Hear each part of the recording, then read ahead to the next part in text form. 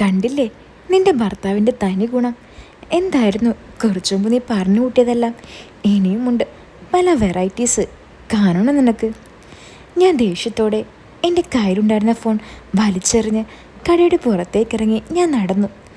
മകൻ ഈ കാര്യമൊന്നും അറിയാതെ കടയുടെ ഉള്ളിൽ ഗിഫ്റ്റ് നോക്കുന്ന തിരക്കിലായിരുന്നു. ദേഷ്യത്തിൽ പുറത്തിറങ്ങി ഞാൻ എന്ത് ചെയ്യണമെന്നറിയാതെ നേരെ മുന്നിൽ കണ്ട റോഡിലൂടെ നടന്നു. മനസ്സ് മുഴുവൻ ഇക്കയോടുള്ള ദേഷ്യവും വെറുപ്പുമായി ഞാൻ നേരെ ചെന്നെത്തിയത് ഗ്യാസ് കുറ്റികളോടെ നിൽക്കുന്ന അബ്ബാസിക്കയുടെ വണ്ടിയുടെ അടുത്തായിരുന്നു. അബ്ബാസിക്കയുടെ വണ്ടിയാണെന്ന് മനസ്സിലാക്കി ഞാൻ അവിടെയെല്ലാം ഇക്കയെ നോക്കി. അപ്പുറത്തെ ടീ ഷോപ്പിൽ ചായ കുടിച്ചുകൊണ്ടിരിക്കുന്ന ഇക്ക എന്നെ കണ്ട ഉടനെ എൻ്റെ അടുത്തേക്ക് വന്നു. എന്താ മോളെ നീ ഇവിടെ നിൽക്കുന്നത്? ഇക്കയുടെ ചോദ്യം കേട്ട് എൻ്റെ കണ്ണ് നിറഞ്ഞൊഴുകാൻ തുടങ്ങി. എന്താ മോളെ, എന്താ പ്രശ്നം? നീ എന്തിനാ കരയുന്നേ? എൻ്റെ കരച്ചിൽ കണ്ട് ഇക്ക എൻ്റെ തോളിൽ കൈവച്ച് ചോദിച്ചു. അപ്പോഴും എൻ്റെ കണ്ണിൽ നിന്നും കണ്ണുനീരൊഴുകിക്കൊണ്ടിരുന്നു.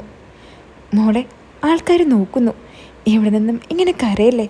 എന്ത് പ്രശ്നമാണെങ്കിലും നമുക്ക് പരിഹരിക്കാം. നീ വാ, വന്ന് വണ്ടിയിൽ കയറ്. അതാവുമ്പോൾ ഈ കരച്ചിലൊന്നും ആരും കാണില്ല. ഇക്ക അതും പറഞ്ഞ് വണ്ടിയുടെ ഡോറ് തുറന്നു തന്നു. നാട്ടുകാർ അറിയുമെന്ന പേടി തോന്നി ഞാൻ ഇക്കയുടെ വണ്ടിയിൽ കയറിയിരുന്നു. എന്താ മോളെ, എന്താ പ്രശ്നം? എന്തിനാ നീ ഇങ്ങനെ കരയുന്നേ? ഡ്രൈവർ സീറ്റിൽ കയറിയിരുന്ന് ഇക്ക എന്നോട് ചോദിച്ചു. ഇക്ക, എൻ്റെ മോനുണ്ട് ആ ഗിഫ്റ്റ് കടയിൽ. ഇക്ക പോയി അവനെ ഒന്ന് കൂട്ടിക്കൊണ്ട് വരുമോ? ഞാൻ കരഞ്ഞുകൊണ്ട് ഇക്കയോട് ചോദിച്ചു. ഏത് കടയിൽ? അവൻ എങ്ങനെ അവിടെ എത്തി? നടന്നതെല്ലാം ഞാൻ ഇക്കയോട് തുറന്നു പറഞ്ഞു. ഇക്ക നേരെ എന്നെയും കൂട്ടി ആ ഗിഫ്റ്റ് കടയിലേക്ക് പോയി. അവിടെ ചെന്നപ്പോൾ മകൻ അവിടെ ഗിഫ്റ്റ് ബോക്സിലാക്കി അത് പൊതിയുന്നത് നോക്കി നിൽക്കുന്നുണ്ട്. ഞാൻ പോയതൊന്നും അവൻ അറിഞ്ഞിട്ടില്ലെന്ന് എനിക്ക് മനസ്സിലായി. ഷംസൂനെ അവിടെയെല്ലാം നോക്കിയിട്ടും അവിടെയൊന്നും അവനെ കണ്ടില്ല. അവൻ മുങ്ങിയെന്ന് ഞങ്ങൾക്ക് മനസ്സിലായി. ഭർത്താവിൻ്റെ മറ്റൊരു മുഖം കണ്ട സങ്കടമടക്കാനാവാതെ ഞാൻ വിങ്ങിപ്പൊട്ടിക്കൊണ്ടിരുന്നു. നീ ഇങ്ങ് വന്നേ, ചുമ്മാ നാട്ടുകാരെ അറിയിക്കാൻ. നിന്റെ മോൻ കണ്ട എന്തു പറയും നീ അവനോട്? നിന്റെ ഉപ്പ ഒരു പെണ്ണുപിടിയനാണെന്ന് പറയുമോ? കരച്ചിലടക്കാനാവാതെ ഞാൻ ഇക്കയുടെ മുഖത്തേക്ക് നോക്കി നിന്നു. നീ ഞാൻ പറയുന്നൊന്ന് കേൾക്ക്. എന്തായാലും നടക്കാനുള്ളതെല്ലാം നടന്നു. നമ്മളായിട്ട് ഇനി ഇത് നാട്ടുകാരെ അറിയിക്കണ്ട. അവനുള്ളൊരു പണി നമുക്ക് തിരിച്ചു കൊടുക്കാം. നീ വെറുതെ ബേജാറാവണ്ട. ഇക്ക, നിങ്ങൾ എന്തായി പറയുന്നേ? പണി കൊടുക്കാൻ അയാളെൻ്റെ 2 കുട്ടികളുടെ തന്തയാ, അല്ലാതെ പുറത്തുള്ള ആരുമല്ല. മോളെ, ഞാൻ അതുദ്ദേശിച്ച് പറഞ്ഞതല്ല. അഷ്റഫിൻ്റെ പല കള്ളക്കളികളും എനിക്കറിയാം. നിനക്ക് ഷംസ് കാണിച്ചെന്നു പറഞ്ഞ ആ വീഡിയോ ഇല്ലേ, അത് ഞാൻ കണ്ടതാ. ഞാൻ ഇന്നലെ നിനക്ക് ആ വീഡിയോ കാണിച്ചു തരുമ്പോൾ അഷ്റഫിൻ്റെ മുഖമെങ്ങാനും ആ വീഡിയോയിലുണ്ടോ എന്ന് ഞാൻ അപ്പോൾ പേടിച്ചു പോയിരുന്നു. ഭാഗ്യത്തിന് ആ വീഡിയോയിൽ അവൻ്റെ മുഖം ഉണ്ടായില്ല. പക്ഷേ ഏത് കള്ളവും ഒരു നാൾ പുറത്തു വരും. അത് ഇന്ന് സംഭവിച്ചു. മോള് വിഷമിക്കണ്ട, എല്ലാം നമുക്ക് ശരിയാക്കാം. മതി ശരിയാക്കിയത്. പലരും പലതും പറഞ്ഞപ്പോൾ ഞാനതൊന്നും കാര്യമാക്കിയില്ല. ഇപ്പോൾ ഞാനെല്ലാം നേരിൽ കണ്ടു. മതി, ഇനി അയാളുടെ കൂടെയുള്ള ജീവിതം. ഞാൻ എൻ്റെ വീട്ടിലേക്ക് പോവാ. ഞാൻ പറഞ്ഞു. മോളെ, നീ അങ്ങനെ ഒരിക്കലും ചെയ്യരുത്. കാരണം നിൻ്റെ കുട്ടികൾ വഴിയാധാരമാകും. അഷ്റഫിനെ നന്നാക്കാൻ നോക്കണ്ട, അവൻ നന്നാവില്ല. കുഞ്ഞിലെ തൊട്ട് പണത്തിൻ്റെ പവർ കിട്ടി വളർന്നവനാ. എന്ന് വെച്ച് ഞാൻ ഇനി ആ വൃത്തികെട്ടവൻ്റെ കൂടെ ജീവിക്കണോ? എനിക്ക് അതിന് പറ്റില്ല. എന്ത് പറ്റില്ലെന്ന്? പറ്റണം. അവൻ ഇത്രയും കാലം നിന്നെയും പറ്റിച്ച് ജീവിച്ചില്ലേ, ഇനി നീ അങ്ങോട്ടും പറ്റിച്ച് ജീവിക്കണം. അല്ലാതെ പേടിച്ചോടുകയല്ല വേണ്ടത്. ഇക്ക എന്തൊക്കെയാ പറയുന്നേ? എനിക്കൊന്നും മനസ്സിലാവുന്നില്ല. ഒന്ന് തെളിച്ചു പറ. മോളെ, ഞാനിപ്പോൾ എങ്ങനെയാണ് ജീവിക്കുന്നതെന്ന് നിനക്കറിയില്ലേ? ആ, അറിയാം. ആ, അതുപോലെയൊക്കെ അങ്ങ് ജീവിക്കണം. നമ്മളെ പറ്റിക്കുന്നവരെ നമ്മളും പറ്റിക്കാം, അത്ര തന്നെ. അതെങ്ങനെ? ഞാനിപ്പോൾ എന്താ ചെയ്യേണ്ടത്? എടി മോളെ, നീ ഇത്രയും കാലത്തിനിടയ്ക്ക് ഒരു പേര് ദോഷമെങ്കിലും കേൾപ്പിച്ചിട്ടുണ്ടോ? ഇല്ലല്ലോ. നിനക്കുമില്ലേ ആഗ്രഹങ്ങളൊക്കെ? അഷ്റഫ് വർഷത്തിൽ എത്ര മാസത്തിനാണ് വരാറ്? അത് 1 മാസത്തിന്. ചിലപ്പോൾ 1 മാസം പോലും നിൽക്കില്ല, അപ്പോഴേക്കും ഓടും. ആ, അപ്പോൾ നിനക്ക് വേണ്ടതൊക്കെ അവൻ്റെ അടുത്ത് നിന്നും കിട്ടാറുണ്ടോ? ആ, അതൊക്കെ അവിടെ പോയാലും അഴിച്ചു തരാറുണ്ട്, അതിനൊന്നും കുഴപ്പമില്ല. ഓഫ് എടി പോത്തെ, ഞാൻ അതല്ല ചോദിച്ചത്, ഞാൻ മറ്റേതാ ചോദിച്ചത്. ഇക്ക പെട്ടെന്നത് ചോദിച്ചപ്പോൾ എനിക്കെന്തോ ഒരു നാണം പോലെ തോന്നി. ഞാനൊന്ന് തല താഴ്ത്തി പറഞ്ഞു, ഇല്ല. നീ ഒന്ന് തെളിച്ചു പറ, കിട്ടാറുണ്ടോ ഇല്ലയോ? ഇല്ലിക്ക, ഞാനും പല സമയത്തും അതൊക്കെ ആഗ്രഹിക്കാറുണ്ട്. ആരോട് പറയാൻ, അയാൾക്ക് വേറെയും പെണ്ണുങ്ങളുണ്ടല്ലോ. ഞാൻ കരുതിയിരുന്നത് തിരക്കായതുകൊണ്ടാണ് അതിനൊന്നും നിൽക്കാത്തതെന്നായിരുന്നു. ഇപ്പോൾ എനിക്ക് എല്ലാം മനസ്സിലായി. നീ കണ്ണു തുടയ്ക്ക്, മോൻ അവിടെ നിന്ന് നോക്കുന്നുണ്ട്. ഇല്ലിക്ക, എനിക്കിനി അയാളെ വേണ്ട. ഞാൻ എൻ്റെ വീട്ടിൽ പോയി സമാധാനത്തോടെ ജീവിച്ചോളാം. എനിക്ക് പകരം വീട്ടാനൊന്നും അറിയില്ല. ഞാൻ പറയാനുള്ളത് പറഞ്ഞു. ഇനി നീ എന്താന്ന് വെച്ചാൽ ചെയ്. വാ, ഞാനൊരു ഓട്ടോ വിളിച്ചു തരാം. നീ അവനെയും കൂട്ടി വീട്ടിലേക്ക് പോ. പിന്നെ ഞാൻ പറയുന്നത്, അല്ല, നിന്റെ ഫോൺ ബെല്ലടിക്കുന്നുണ്ടോ? ഇക്ക ചോദിച്ചു. അറിയില്ല, നോക്കട്ടെ. ഞാൻ എൻ്റെ ബാഗ് തുറന്ന് നോക്കിയപ്പോൾ ബാഗിൽ കിടന്ന് ഫോൺ ബെല്ലടിക്കുന്നുണ്ടായിരുന്നു. ഞാൻ വേഗം ഫോൺ എടുത്ത് നോക്കിയപ്പോൾ ഉപ്പയായിരുന്നു അത്. ഞാൻ ആ ഫോണിലേക്ക് നോക്കി കരയാൻ തുടങ്ങി. മോളെ, നീ എന്തായി കാണിക്കുന്നേ? കരയല്ലേ, ആ കോൾ എടുക്ക്. എനിക്ക് വയ്യേക്ക, ഞാനിതെങ്ങനെ ഉപ്പയോട് പറയും? ഞാൻ കരഞ്ഞുകൊണ്ട് ഫോൺ കട്ട് ചെയ്തു. ഉപ്പയുടെ കോള് വീണ്ടും വരാൻ തുടങ്ങി. മോളെ, നീ കോൾ എടുക്ക്.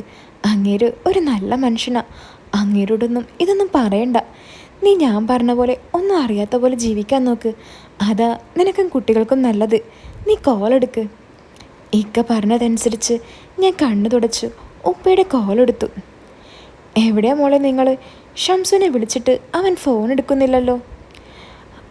അതുപ്പ, അയാൾ പോയി. അയാളെ ഇവിടെ കാണുന്നില്ല. അവൻ പോയെന്നോ? നിങ്ങൾ അവിടെ ഇട്ടിട്ട് അവൻ എവിടെ പോയി? ഉപ്പ ചോദിച്ചു. അറിയില്ല ഉപ്പ, ചിലപ്പോൾ വേറെ വല്ല അർജൻറ്റും ഉണ്ടാകും. സാരമില്ല, ഞങ്ങൾ വേറെ ഓട്ടോ വിളിച്ച് വന്നോളാം. ആ ശരി, വേഗം പോരും മോളെ. ഉപ്പ അതും പറഞ്ഞ് കോള് കട്ട് ചെയ്തു. ആ, ഇതുപോലെ ജീവിക്കാൻ പഠിക്കണം. അല്ലാതെ എന്തെങ്കിലും ഉണ്ടെന്ന് വെച്ച് പേടിച്ചോടുകയല്ല വേണ്ടത്. അവൻ ഏതായാലും അധികം നിന്നെ വിളിക്കാറില്ലെന്ന് എനിക്ക് മനസ്സിലായി. അതിനൊക്കെ അവന് വേറെ ആളുണ്ടാകും.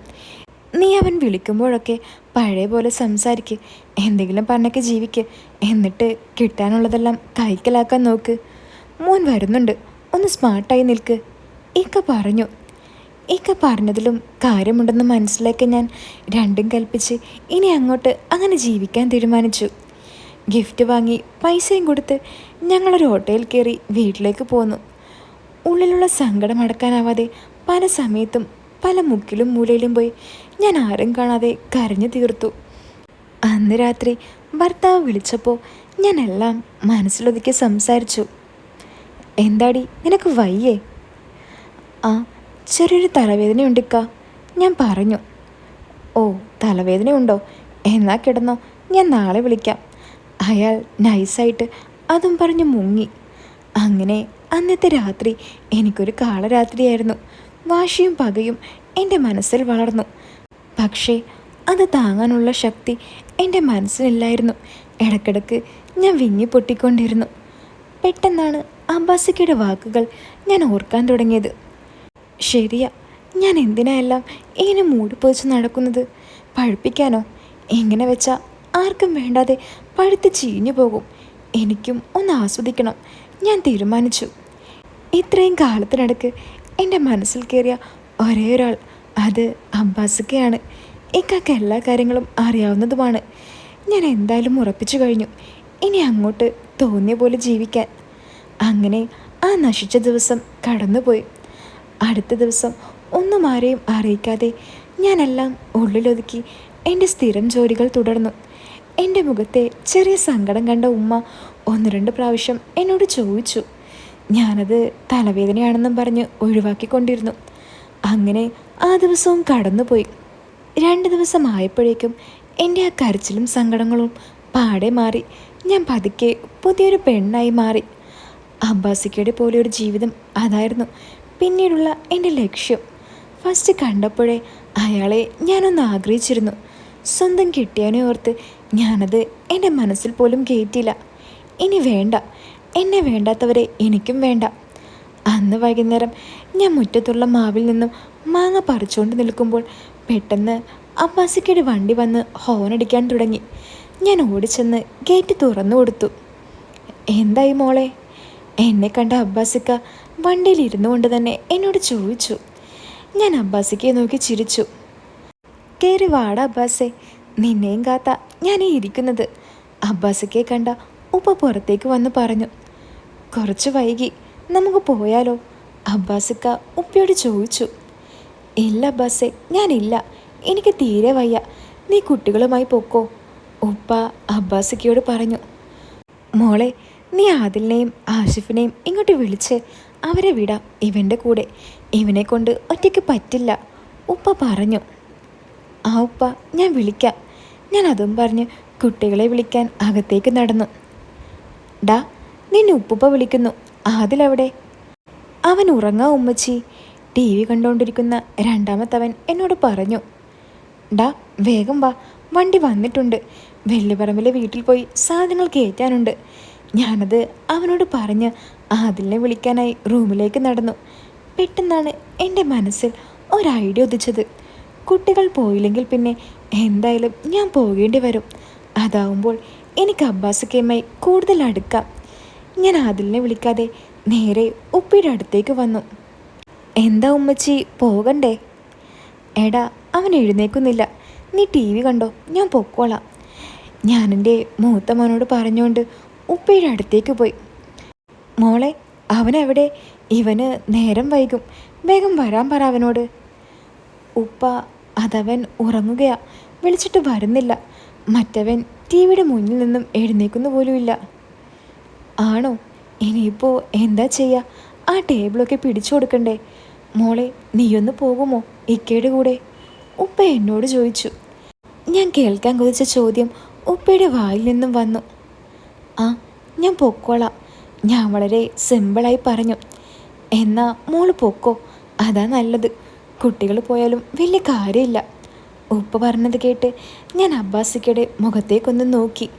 മൂപ്പര് ഒരു കള്ളച്ചിരിയോടെ എന്നെ നോക്കുന്നത് ഞാൻ കണ്ടു. എല്ലാം എടുത്തിട്ട് വന്നാൽ മതി, നമുക്ക് പിന്നൊരു ദിവസം പോയി വൃത്തിയാക്കാം, ഉപ്പ എന്നോട് പറഞ്ഞു. അത് കേട്ട് ഞാൻ അബ്ബാസിക്കയുടെ കൂടെ വണ്ടിയിൽ കയറിയിരുന്നു. ഉപ്പാക്ക് ഒരു ചെറിയ സംശയം പോലും ഞങ്ങളിൽ ഉണ്ടായിരുന്നില്ല. ഉമ്മ കിടക്കായതുകൊണ്ട് ഉമ്മയുടെ അഭിപ്രായം കേൾക്കേണ്ടി വന്നില്ല. ഞാനും അബ്ബാസിക്കയും വെള്ളിപ്പറമ്പിലെ വീട്ടിലേക്ക് യാത്ര ആരംഭിച്ചു. എന്തായി മോളെ കാര്യങ്ങളൊക്കെ? വണ്ടി ഓടിക്കുന്നതിനിടയിൽ അബ്ബാസിക്ക എന്നോട് ചോദിച്ചു. എന്താകാൻ, ഇക്ക പറഞ്ഞതുപോലെ ഞാനങ്ങ് ജീവിക്കാൻ തീരുമാനിച്ചു. ഓ, അതേതെല്ലാം നന്നായി മോളെ. അവൻ്റെ മുന്നിലൊന്നും തോറ്റു കൊടുക്കരുത്, അവനറിയാതെ ജീവിച്ച് കാണിക്കണം. മോളിനി ഒരു പേടിയും പേടിക്കണ്ട, എല്ലാത്തിനും ഞാനുണ്ടാകും. അബ്ബാസിക്ക അത് പറഞ്ഞുകൊണ്ട് എന്നെ ഒന്ന് നോക്കി. ഞാനും ഒട്ടും കുറച്ചില്ല. ഞാനും അതുപോലൊരു നോട്ടം അങ്ങോട്ടും വെച്ചു കൊടുത്തു. എൻ്റെ നോട്ടം കണ്ട അബ്ബാസിക്ക ഒരു കള്ളച്ചിരിയോടെ എന്നോട് പറഞ്ഞു. എന്താ മോളെ, മുഖത്തൊരു തിളക്കം? ഞാൻ പറഞ്ഞതുപോലെ വല്ലതും ആഘോഷിക്കാൻ തുടങ്ങിയോ നീ? അതെന്താ ഇക്ക, എനിക്കും ആഘോഷിച്ച? വണ്ടി ഓടിക്കുന്ന ഇക്കയെ നോക്കി ഞാൻ പറഞ്ഞു. അല്ല മോളെ, അങ്ങനെ ആഘോഷിക്കാൻ തുടങ്ങിയാൽ നമ്മളെ ഒന്നും മറക്കല്ലേ. ഇക്ക അതും പറഞ്ഞ് ഗിയർ മാറ്റി ചിരിച്ചുകൊണ്ട് എന്നെ വീണ്ടും ഒന്ന് നോക്കി. ഞാൻ ഒന്നും മിണ്ടാതെ തല താഴ്ത്തിയിരുന്നു. അങ്ങനെ കുറച്ച് സമയത്തിനുള്ളിൽ ഞങ്ങൾ ആ വീട്ടിലെത്തി. ചുറ്റും കാട് പിടിച്ചെടുക്കുന്ന പ്രദേശം, അടുത്തെങ്ങും വേറെ വീടുകളൊന്നുമില്ല. ഉള്ളതാവട്ടെ പാതി പണിയിൽ നിന്ന് പോയ ഒരു വീട് മാത്രം. അബ്ബാസിക്ക വീടുമുറ്റത്ത് വണ്ടി നിർത്തി റിവേഴ്സ് ചെയ്തിട്ട് ഞാനും അബ്ബാസിക്കയും ഇറങ്ങി. പൂട്ടിക്കിടക്കുന്ന ആ വീട് തുറന്ന് അകത്തേക്ക് നടന്നു. പൊടിയും മാറാലും നിറഞ്ഞ് ആകെ അലമ്പായി കിടക്കുന്നു. കറണ്ടുള്ളത് കൊണ്ട് ഞാൻ വേഗം പോയി ലൈറ്റ് ഓൺ ചെയ്ത് നോക്കുമ്പോൾ അബ്ബാസിക്ക എന്നെ നോക്കി നിൽക്കുന്നു. എന്താ ഇക്ക ഇങ്ങനെ നോക്കുന്നേ? ഞാൻ ചോദിച്ചു. നിന്നെ പോലൊരു സുന്ദരി ഇട്ടിട്ടാണോ അഷ്റഫ് വേറെ സുന്ദരികളെ തേടി പോയത്? അതോർത്ത് ഒന്ന് നോക്കിപ്പോയതാ മോളെ. അബ്ബാസിക്ക എന്നെ പുകഴ്ത്തുന്നത് എന്തിനാണെന്ന് എനിക്ക് നല്ലതുപോലെ മനസ്സിലാകുന്നുണ്ടായിരുന്നു. ഞാനും രണ്ടും കൽപ്പിച്ചായതുകൊണ്ട് ഇല്ലാത്ത നാണം വരുത്തി ഞാൻ തല താഴ്ത്തി നിന്നു. മോളെ, നമുക്ക് ഈ കഥകൊന്ന് അടച്ചാലോ? വല്ല പട്ടിയും പൂച്ചയും കയറി വരും. ഇക്ക എന്നോട് പറഞ്ഞു. അല്ലിക്ക, കഥ കടച്ച എങ്ങനെയാ സാധനങ്ങളൊക്കെ പുറത്താക്കുക? ഇക്കയെ കളിയാക്കിക്കൊണ്ട് ഞാൻ ചോദിച്ചു. അത് ആദ്യം ഇതൊക്കെ ഒന്ന് പൊടി തട്ടിയെടുക്കട്ടെ. കുറേ കാലായില്ലേ ആളനക്കല്ലാതെ നിൽക്കുന്നു. എന്നെ അടിമുടിയെന്ന് നോക്കിക്കൊണ്ട് ഇക്ക ഒരു കള്ളച്ചിരിയോടെയാണ് അത് പറഞ്ഞത്. നല്ല ചൂട്. ഈ ഫാൻ വർക്കിംഗ് ആണോ ആവോ? ഞാൻ പോയി ഫാനിൻ്റെ സ്വിച്ച് ഇട്ടു. ഫാൻ കറങ്ങി ഫാനിലെ പൊടിയെല്ലാം എൻ്റെ ദേഹത്തേക്ക് വീണു. ഛേ, മോൾ എന്ത് പണിയായി കാണിച്ചേ? ഡ്രസ്സ് മൊത്തം അഴുക്കായല്ലോ. ഇക്ക വന്ന് എൻ്റെ ദേഹത്ത് വീണ പൊടിയെല്ലാം തട്ടാൻ തുടങ്ങി. ആ തട്ടലിൽ കാര്യങ്ങളെല്ലാം കൈവിട്ട് പോകുന്നുണ്ടെന്ന് എനിക്ക് മനസ്സിലായി. ഇക്ക, ആ കഥക് പോയി അടച്ചേക്ക്. വല്ല പട്ടിയും പൂച്ചയും കയറി വരും. ഞാനൊരു നാണത്തോടെ ഇക്കയോട് പറഞ്ഞു. കാര്യം മനസ്സിലായി ഇക്ക ഓടിച്ചെന്ന് കഥക് അടച്ചിട്ട് വന്ന് ബാക്കിയുള്ള പൊടികളെല്ലാം തട്ടിത്തരാൻ തുടങ്ങി. പിന്നീടുള്ള പൊടിതട്ടൽ എൻ്റെ പകയും ദുഃഖവും മാറാനുള്ളതായി മാറി. ഞാനെല്ലാം അബ്ബാസിക്കയ്ക്ക് നൽകി പുതിയൊരു ജീവിതം ജീവിക്കാൻ തുടക്കമിട്ടു. അപ്പോൾ ഈ കഥ ഇവിടെ അവസാനിച്ചിട്ടോ. ഇതിൻ്റെ 3 പാർട്ടും ചാനലിൽ തന്നെ ഉണ്ട്. കേൾക്കാത്ത ആൾക്കാർ ഒന്ന് പോയി കേൾക്കണേ. ഒപ്പം വീഡിയോ ലൈക്കും കൂടി ചെയ്യണേ. അപ്പോൾ ഇതുപോലുള്ള കഥകൾ മുഴുവനായിട്ടും കേൾക്കാൻ നിങ്ങൾക്ക് ആഗ്രഹമുണ്ടെങ്കിൽ അടിയിൽ കമൻറ്റ് ബോക്സിൽ ഞാനൊരു ലിങ്ക് കൊടുത്തിട്ടുണ്ട്. അതിൽ കയറിയാൽ മതി കേട്ടോ. അപ്പോൾ പുതിയൊരു കഥയായിട്ട് നമുക്ക് വീണ്ടും കാണാം. എല്ലാവരും കാത്തിരിക്കുക.